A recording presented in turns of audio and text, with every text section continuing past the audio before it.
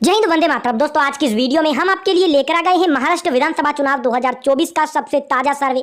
जी हां दोस्तों, आपको बता दें, अजीत पवार की बगावत के बाद महाराष्ट्र की राजनीति में मानो भूचाल सा आ गया हो। शरद पवार राजनीति के चाणक्य कहे जाने वाले की पार्टी ही टूट गई। राजनीतिक जानकारों और राज ठाकरे जो कि MNS के मुखिया हैं, उनका कहना है कि ये शरद पवार की बनी बनाई साजिश है बीजेपी को तगड़ा झटका देने के लिए। राज ठाकरे बोले, एनडीए में फूट डलवाने के लिए, यानी एकनाथ शिंदे और बीजेपी में फूट डलवाने के लिए अजीत पवार को बीजेपी में भेजा गया। जब फूट पड़ जाएगी तो अजीत पवार वापिस लौट आएंगे। लेकिन आपको बता दें कि राजनीति का एक धड़ा ऐसा कहता है कि बीजेपी को कमजोर करने के लिए ये बड़ा प्लान बनाया गया है। हालांकि आपको बता दें कि सूत्रों की माने तो एनसीपी में अब फिर से अजीत पवार की वापसी हो सकती है। वहीं दूसरी तरफ एकनाथ शिंदे को भी बीजेपी से अलग करवाकर अजीत पवार की जोरदार एनसीपी में यहां पर वापसी होगी। ऐसे में दोस्तों, महाराष्ट्र में अगर वर्तमान में विधानसभा चुनाव हो जाए तो किस पार्टी की सरकार बनेगी? क्या महाराष्ट्र में फिर से महाविकास आघाड़ी की सरकार बनेगी या बीजेपी के महागठजोड़ की सरकार बनेगी? आज की इस वीडियो में आपको बताएंगे। बस आप वीडियो में अंत तक बने रहिएगा। वीडियो को लाइक कर लाल बटन दबाकर चैनल को सब्सक्राइब करना बिल्कुल फ्री होता है, इसलिए वीडियो को लाइक कर चैनल को सब्सक्राइब जरूर करें।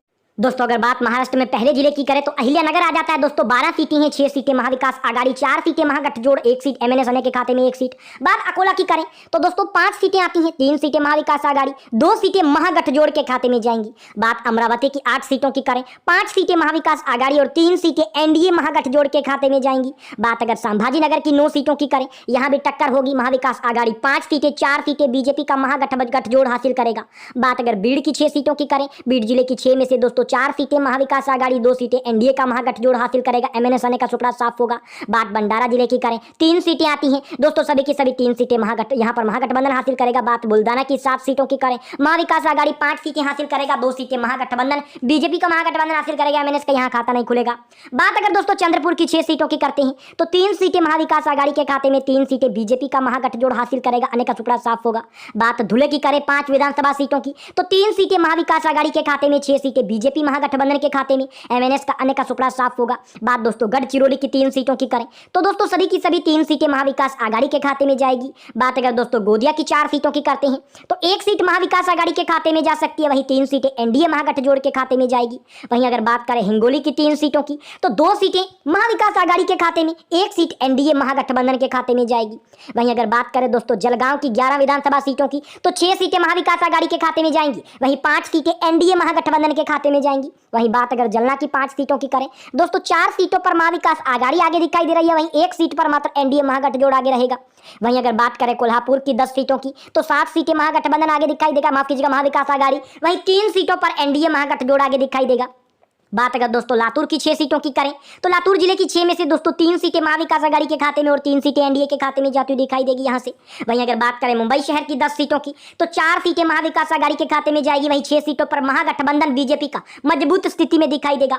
वहीं अगर बात मुंबई की करें 27 सीटों की तो दोस्तों 11 सीटें महागठबंधन यानी महाविकास आघाड़ी के खाते में, 14 सीटें एनडीए महागठजोड़ के खाते में, 2 सीटें MNS के खाते में। मुंबई में काफी अधिक मजबूत एनडीए गठजोड़ है। यहाँ पर दोस्तों कुल मिलाकर हमने 140 सीटों की बात कर ली है, जिसमें से 78 सीटें महाविकास आघाड़ी, 58 सीटें बीजेपी का महागठजोड़, 3 सीटें MNS और 1 सीट आने के खाते में। बात नागपुर की करें, नागपुर RSS का गढ़ है, 12 में से दोस्तों 5 सीटें महाविकास आघाड़ी गठबंधन, वहीं 7 सीटें बीजेपी का महागठजोड़। वहीं बात नांदेड़ की 9 सीटों की करें तो 4 सीटें महाविकास आघाड़ी के खाते में, 4 सीटें एनडीए महागठजोड़ के खाते में, 1 सीट MNS के खाते में जाती दिखाई देगी। वहीं अगर बात नंदुरबार की करें दोस्तों 4 सीटें आती हैं, 3 सीटें महाविकास आघाड़ी के खाते में, 1 सीट एनडीए महागठबंधन के खाते में, MNS का और अन्य का सुपड़ा यहां पर साफ होगा। वहीं बात नासिक की 15 सीटों की करते हैं तो दोस्तों 8 विधानसभा की सीटें नासिक के अंतर्गत आ जाती हैं, 6 सीटें महागठबंधन यानी एनडीए महागठजोड़, 1 सीट MNS के खाते में। बात धाराशिव की 4 सीटों की करें, सभी की सभी 4 की 4 सीटें MVA महागठजोड़, एनडीए MNS का सुपड़ा साफ होगा। पालघर की 6 सीटों की बात करें तो 3 सीटें MVA महागठबंधन, 2 सीटें एनडीए महागठबंधन, 1 सीट यहां पर MNS के खाते में जाएगी, यानी पालघर में भी महाविकास आघाड़ी मजबूत है। परभानी की बात करें 4 सीटें आती हैं, 2 सीटें महाविकास आघाड़ी के खाते में और 2 सीटें एनडीए गठबंधन के खाते में जा सकती है। वहीं बात करें पुणे की 21 सीटें आती हैं, 13 सीटें महाविकास आघाड़ी के खाते में, 7 सीटें एनडीए महागठबंधन के खाते में, 1 सीट MNS के खाते में जाती दिखाई देगी। बात करें रायगढ़ की 7 सीटों की तो 4 सीटें MVA महाविकास आघाड़ी के खाते में, 3 सीटें एनडीए महागठबंधन के खाते में जाएगी। वहीं रत्नागिरी की बात करें 5 सीटें आती हैं, 3 सीटें महाविकास आघाड़ी के खाते में जाएगी, 2 सीटें बीजेपी के महागठबंधन के खाते में जाएगी। बात अगर दोस्तों संगाली की 8 सीटों की करते हैं तो 5 सीटें आ जाती हैं महाविकास आघाड़ी के खाते में और 3 सीटें एनडीए महागठबंधन के खाते में। बात सतारा जिले की करते हैं तो 8 सीटें आती हैं, सतारा के अंतर्गत बीजेपी मजबूत है, महागठजोड़ 5 सीटें हासिल करेगा, महाविकास आघाड़ी 3 सीटें। बात वर्धा की करते हैं 4 सीटें आती हैं, कुल मिलाकर यहाँ पर दोस्तों सभी 4 सीटों पर एनडीए का वर्चस्व देखने को मिलेगा, महाविकास आघाड़ी का सुपड़ा साफ होगा। सिंधुदुर्ग की बात करें 3 सीटें आती हैं यहाँ पर दोस्तों। एनडीए का महागठजोड़ 3 की 3 सीटें हासिल करेगा। बात सोलापुर की 11 सीटों की करें, सोलापुर में फिर यहाँ पर महाविकास आघाड़ी मजबूत रहेगी, 7 सीटें हासिल करेगी, मात्र 4 सीटें एनडीए गठजोड़ हासिल करेगा। बात करें दोस्तों ठाणे की 18 सीटों की तो 9 सीटें महाविकास आघाड़ी, 7 सीटें एनडीए महागठजोड़, 1 सीट एमएनएस पार्टी, 1 सीट अने के खाते में जाएगी। बात दोस्तों वासिम की 3 सीटों की करें, सभी 3 सीटें एनडीए गठजोड़ के खाते में जाएगी। एमवीए एमएनएस और अने का सुपड़ा यहाँ पर साफ होगा।